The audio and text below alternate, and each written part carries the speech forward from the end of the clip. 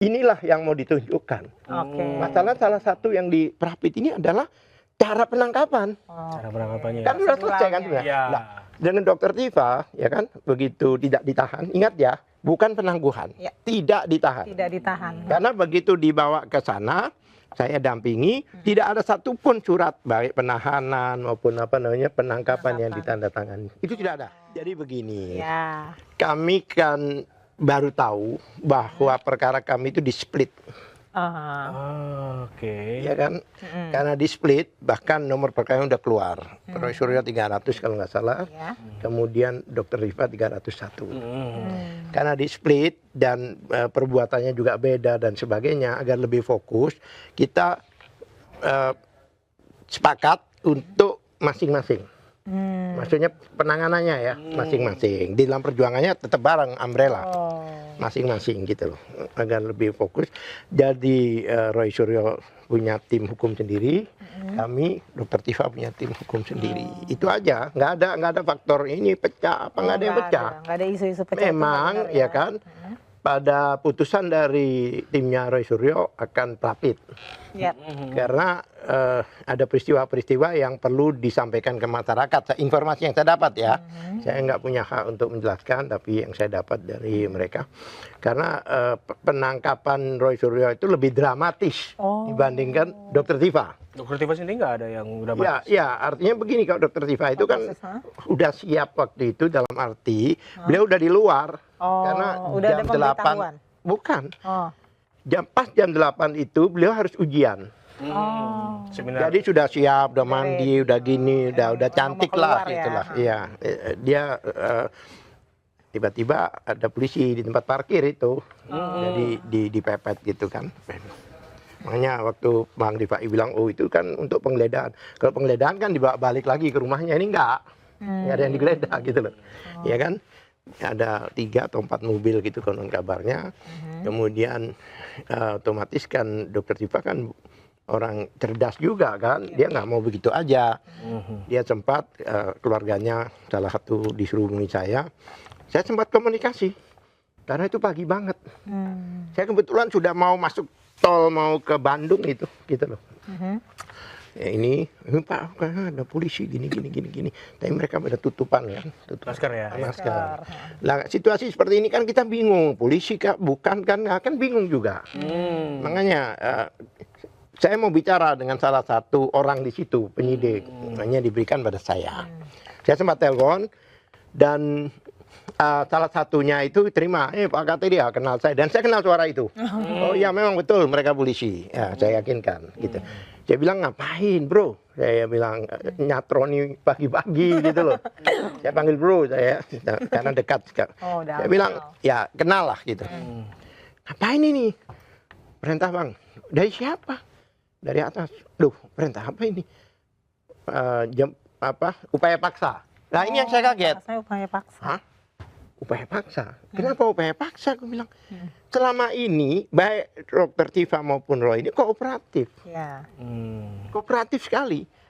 Disuruh datang wajib lapor, bahkan di tengah-tengahnya pun masih datang ke sana, ada podcast di sana dan sebagainya, tiap dipanggil datang dan sebagainya. Tiba-tiba ada penangkapan paksa. Ini kan big question, Mak. Saya bilang, tunggu dulu ya, jangan nanti aja di kantor.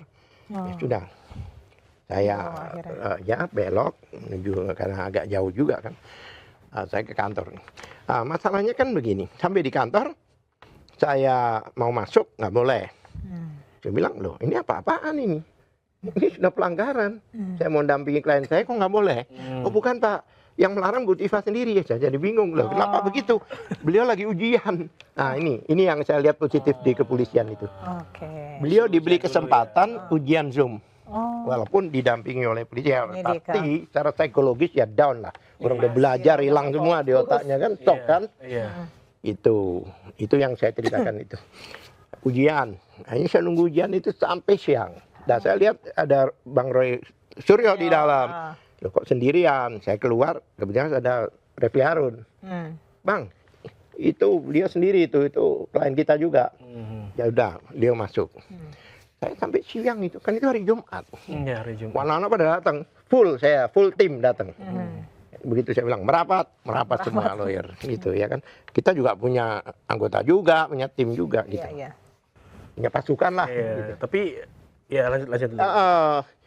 Bu Tifa keluar tengah 12, dia bilang, mana orang saya kok tinggal Pak Al-Katiri? Saya bilang, ini sholat Jumat Bu. Mereka lagi sholat Jumat sambil mendoakan ibu, saya bilang, saya canda-canda gitu. Jadi saya sendirilah nunggu mepet-mepet aja nanti gitu, supaya ibu nggak gitu. Itu yang terjadi lah. Sedangkan Roy Suryo itu masuk kamar, dobrak, jadi ada mobil tangting. Beda Nggak boleh ganti baju, nggak boleh ini. Dan itu insya Allah ada rekamannya gitu kan, CCTV ada itu. Nah itulah yang mau ditunjukkan pada masyarakat, makanya beliau itu perapit. Menunjukkan bagaimana sikap dan tingkah polisi dalam penangkapan terhadap suatu tindak pidana yang nggak ada apa-apanya. Ini kan masalah ijazah, bukan masalah teroris, bukan masalah apa namanya extraordinary crime lah itu. Berarti Bapak melihatnya ini agak berat. Ya ini perapit ini menurut mereka untuk pembelajaran supaya jangan terjadi lagi. Saya sempat bertanya, ini apa kok ada paksa? Apa alasannya gitu loh? Lari nggak mungkin, ya kan? Alasannya apa nih? Katanya untuk persiapan. Persiapan apa? Pelimpahan tahap kedua. Saya cari di KUHAP di ini dia nggak ada. Mau melimpahkan gitu aja, mereka ditelepon aja datang. Nggak ada mekanisme penangkapan. Ada semacam. Iya.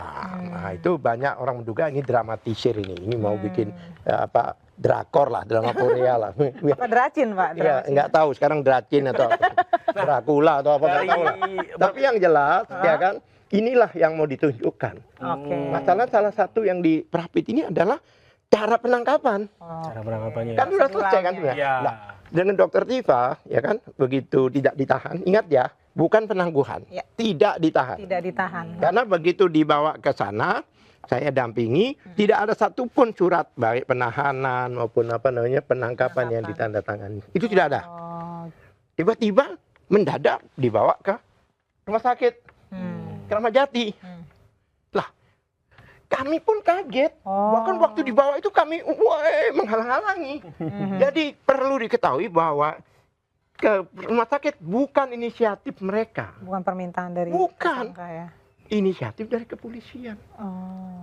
Nah, begitu di sana diperiksa laboratorium. Ternyata penyakit bawaan yang ada GERD ya, GERD kemudian darah tinggi, ketahuan dokternya takut untuk memulangkan. Harus rawat inap. Hanya dirawat inap di sana. Karena lagi ujian. Iya, jadi satu hal lagi, tidak ada kita mempengaruhi polisi untuk tidak ada. Ini di rumah sakit polisi loh, Pak. Dokternya semua polisi. Masa memihak kita kan nggak mungkin. Itu kan digaungkan kan seolah-olah kita hebat dong kalau kita bisa mengenai dokter-dokter yang pintar-pintar itu kan.